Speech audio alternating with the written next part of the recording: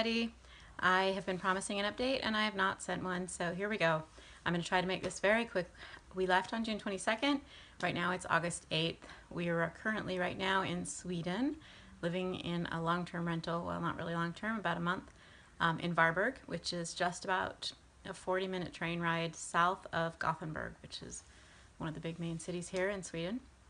So we, when we originally sold all of our earthly belongings and our house and our cars and everything we owned and decided we would relocate to New Zealand, we started evaluating our visa options and we looked at what normally the turnaround for visas were. It looked like it was going to be about, a month or two from when they were submitted. And so we started the process rolling on our house selling and on getting everything ready and on preparing the stuff for the visa application. Shortly after that, we decided that the best visa application for us probably would be an entrepreneur visa, which would be, based on my business that I currently run and operating that business out of New Zealand. And as we got into that process, deeper and deeper, we realized it was even more complicated. The entrepreneur visa is probably one of the most difficult ones. We had to establish my whole business plan and all the finances and all that great stuff. It took us forever to gather it together. And it was actually the day before we left to come to our 1-month Europe trip that we realized that not only was it a visa that took a lot more work, it also had up to 10 months response time. And we saw that actually when we went to look up the address to mail the entrepreneur visa the day before we left. So we kind of already knew we'd already jumped and it already had happened too far at that point. But we really had the cart before the horse because we really didn't even know that we'd ever get into New Zealand. They could just say no. And now we understand, now that we've been in contact with them quite a bit, that they have been overwhelmed with applications, and they, in particularly entrepreneur visas, but just visas overall, especially from the US, are up about 700% in New Zealand for who knows why reasons. But we are just in that pile. And not only that, we haven't even been assigned to a person yet because they're so understaffed. Once it's been assigned to a person, that's when the clock actually starts. They said that the longest right now is 270 days. That's their oldest aged application. And that's from when it gets assigned to someone. They pointed out that it takes 3 to 6 months to hire and train a new person. So at this point, we assume we're going to be in Europe for a year.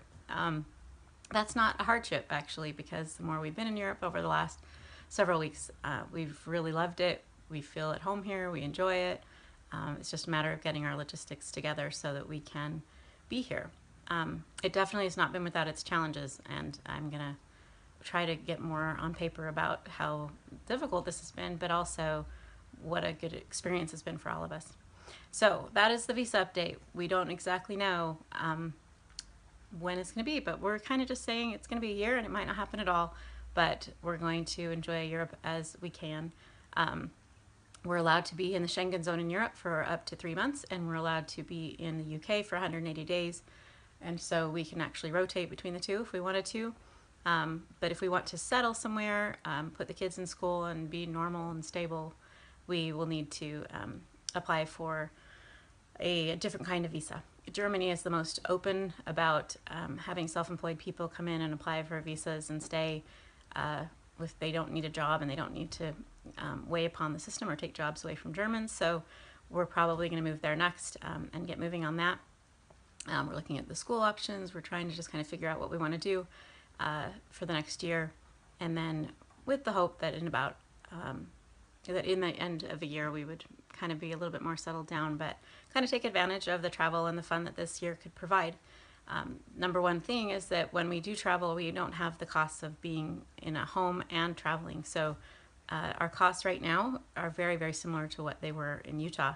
We don't have a car. We have this house, which is more than our mortgage would be, but we're not paying utilities. We're not paying internet. We're not paying for a lot of the basics of home ownership. So it kind of comes out a little closer than you would think and way more affordable. So with a digital job, which obviously is in and of itself a privilege, and I understand that, is something that enables us to do this without having to have piles of. So all that said, I wanted this to be 2 minutes. It's not going to be 2 minutes, but I wanted to give everybody an update about what's happening with us. I'm in our little sunroom right now. I'm sweaty. Actually, it's super hot. they have this wonderful room here that is like an extra living room, and we watch TV in it on Netflix, and it's just this fabulous little inside place. And it's been pretty rainy, although right now it's super sunny, so we've been able to take advantage of it. But it's a cute little house that we're in, and we have all the benefits of normal suburban living. It's just when you go to the grocery store, it's a little tricky. So that's for another video, but it's finally I got a little bit of an update to everybody, and I'm going to be a little bit more responsible about these videos. Thanks.